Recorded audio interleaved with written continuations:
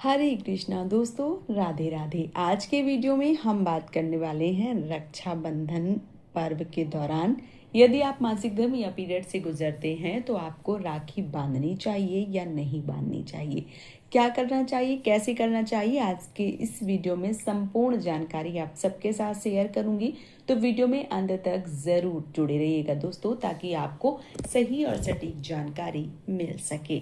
सबसे पहले बात करेंगे रक्षाबंधन की। रक्षाबंधन का जो पर्व है वो आने वाली 28 अगस्त दिन शुक्रवार को किया जाएगा। पूर्णिमा तिथि 27 अगस्त को सुबह 9:08 से 28 अगस्त की सुबह 9:48 तक रहने वाली है। और सब जगह के मुहूर्त जो हैं वो अलग अलग हो सकते हैं। राखी बांधने का जो शुभ मुहूर्त है वो सुबह 5:57 से लेकर 9:48 तक होने वाला है। और जो भद्रा हैं वो बिल्कुल भी नहीं रहेंगी। सूर्योदय के बाद जो भद्रा है वो समाप्त हो जाएंगी। तो आपको मन में किसी भी प्रकार का कोई भी संशय नहीं लाना है कि भद्रा है तो किस प्रकार से राखी बांधें, क्या करें। ये सारी चीज़ें जो हैं वो इस बार नहीं होने वाली हैं, क्योंकि हर बार भद्रा का साया रहता था तो इसमें बहुत सारी असमंजस की स्थिति रहती थी, लेकिन इस बार ऐसा नहीं होने वाला है। ये इस बार का बहुत अच्छा जो विधान है वो बन रहा है। अब जो राखी है, जो रक्षाबंधन है, वो भाई बहन के प्रेम का प्रतीक होता है। ऐसे में जो राखी है वो मान लीजिए कि जैसे हम ऐसी स्थिति से गुजरते हैं तो कई बार बहुत सारे मन में संशय आते हैं कि हमें क्या करना चाहिए, कैसे करना चाहिए। तो देखिए, वैसे बहुत ज़्यादा आपको नहीं सोचना है, बहुत ज़्यादा अपने मन में निराशा नहीं लानी है, क्योंकि ये एक तरीके का विधि का विधान है और ये एकदम से नेचुरल है, तो इसमें बहुत ज़्यादा आपको नहीं सोचना है। अब बात आती है रक्षाबंधन की। तो देखिए, यदि आप रक्षाबंधन का पर्व कर रहे हैं और ऐसी स्थिति से गुजर रहे हैं कि आपको मासिक धर्म या पीरियड आ गया है, तो आपको क्या करना है कि राखी जो है वो बांध देनी है। राखी बांधने में किसी भी प्रकार का कोई भी दोष नहीं है।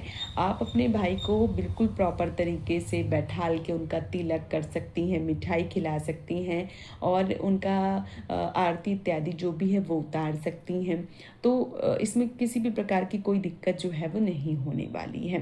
अब कई बारी क्या होता है कि बहुत सारे लोग अलग अलग तरीके से जो है वो करते हैं। जैसे कुछ लोग रक्षाबंधन पर्व जब करते हैं तो कई बार अपने लड्डू गोपाल को या कई बार गणपति भगवान को पहले राखी बांधते हैं और उसके बाद अपने भाई को बांधते हैं। तो देखिए, यदि आप पहले लड्डू गोपाल को या पहले किसी भगवान को राखी समर्पित करते हैं, क्योंकि त्यौहार होता है, साल भर का बड़ा त्यौहार होता है, तो राखी जो है वो चढ़ाई जाती है भगवान में।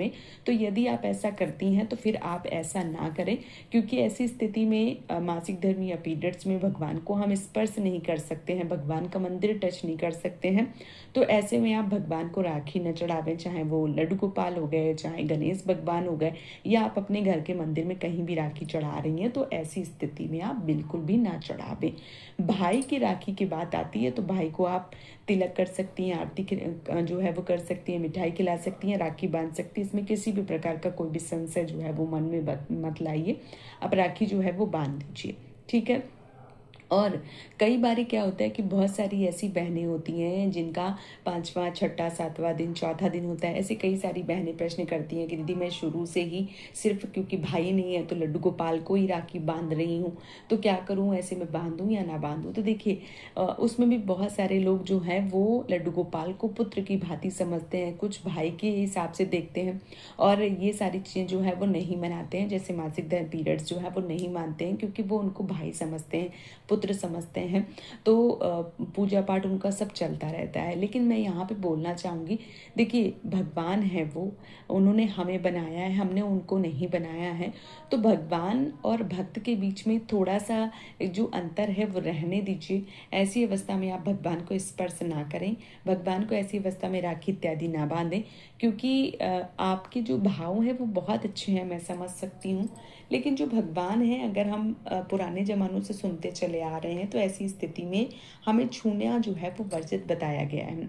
तो ऐसी स्थिति में हमें भगवान को स्पर्श नहीं करनी चाहिए, हमें भगवान को राखी नहीं बांधनी चाहिए। लेकिन बहुत सारे लोग जो भाई समझते हैं, पुत्र समझते हैं, तो उनको मैं यही बोलूँगी कि ठीक है, फिर आप जैसा कर रही थी तो आप वैसा कर सकती हैं, नहीं तो आपको ऐसी अवस्था में नहीं छूना चाहिए। अगर मान लीजिए कि बात आती है कि आप करना ही चाहती हैं, तो आप चौथे दिन, पाँचवें दिन, छठे दिन अगर आप अच्छे से साफ स्वच्छ हो गई हैं, तो आप स्नान ध्यान करके बाल इत्यादि को धो के आप जो मान लीजिए कि एक तरीके से राखी इत्यादि है वो बांध सकती हैं। लेकिन आप सोचें कि नहीं ऐसी स्थिति है और आप बांध दें, तो बिल्कुल भी ना बांधें। कई बार क्या होते हैं कि हम छोटी छोटी गलतियां करते हैं और फिर उनका हमें खामियाजा जो है वो भुगतना पड़ता है। तो हमें ऐसी गलती जो है वो नहीं करनी चाहिए। हमें जो मान लीजिए राखी है वो किसी दूसरे से बंधवा देनी चाहिए। घर में आपकी माता हैं, आपके बड़े बुजुर्ग जो भी हैं, आपके बच्चे हैं, उनसे आप राखी चढ़वा दीजिए, लेकिन स्वयं ऐसी अवस्था में आपको भगवान को स्पर्श नहीं करनी चाहिए। हाँ, अगर मान लीजिए कि आप साफ स्वच्छ हो गई हैं, तो आप भगवान को राखी बांध सकती हैं। कई लोगों के ऐसे भी प्रश्न आते हैं कि वो पहले मान लीजिए लड्डू गोपाल या गणेश भगवान को राखी टीका तिलक करती हैं, उसके बाद अपने भाई को करती हैं। तो इस बार अगर आप ऐसी स्थिति से गुजर रही हैं, तो आपको भगवान को नहीं करना है। जो भी आपके घर में बच्चे हैं, बड़े हैं, उनसे आप भगवान को राखी चढ़वा दीजिए, बंधवा दीजिए। आप अपने भाई को डायरेक्ट राखी जो है वो बांध दीजिए। मानस पूजा कर सकते हैं, मन से ऐसा सोच सकते हैं कि भगवान को आपने तिलक कर दिया, मिठाई खिला दी, आरती उतार दी और राखी बांध दी। लेकिन आप सक्षम रूप से नहीं कर सकती हैं, इस बात का आपको विशेष रूप से ध्यान जो है वो रखना चाहिए। तो रक्षाबंधन का जो पर्व है वो 28 अगस्त को है, दिन शुक्रवार पड़ रहा है, बहुत ही शुभ समय है, बहुत ही शुभ मुहूर्त बन रहा है। इस बार किसी भी प्रकार की कोई भी भद्रा इत्यादि नहीं है। तो आप जो राखी का पर्व है, जो रक्षाबंधन है, वो पूरे हर्षोल्लास के साथ मना सकती हैं, पूजन कर सकती हैं। और बहुत सारी ऐसी बहनें हैं जो बहुत ही दूर दूर से आती हैं, मान लीजिए कि वो उसी दिन पहुंच जाती हैं और किसी कारण बस मान लीजिए कि उनके साथ ऐसी स्थिति हो जाती है, फिर उनके मन में बहुत सारे सवाल जो है वो आते हैं कि बांधें या ना बांधें। तो उनके लिए मैं बता दूं कि देखिए, आप अपने भाई को बांध सकती हैं। भाई को राखी बांधने में या भाई को तिलक चंदन करने में या मिठाई खिलाने में, आरती उतारने में किसी भी प्रकार का कोई भी दोष नहीं है। आप बिल्कुल भी परेशान ना हो। आप ऐसी स्थिति में भाई को राखी जो है वो बांध सकती हैं, तिलक चंदन जो है वो कर सकती हैं। भगवान को मनाई है, तो भगवान को आप किसी भी अपने बड़े जो भी हैं उनसे आप राखी जो है वो बंधवा दीजिए। आप भगवान को स्पर्श मत कीजिए। राखी जो है आपके बच्चे या बड़े आपके पति या जो भी हैं घर पे वो बांध सकते हैं और भगवान का जो त्यौहार है एक तरीके से वो मनवा सकती हैं।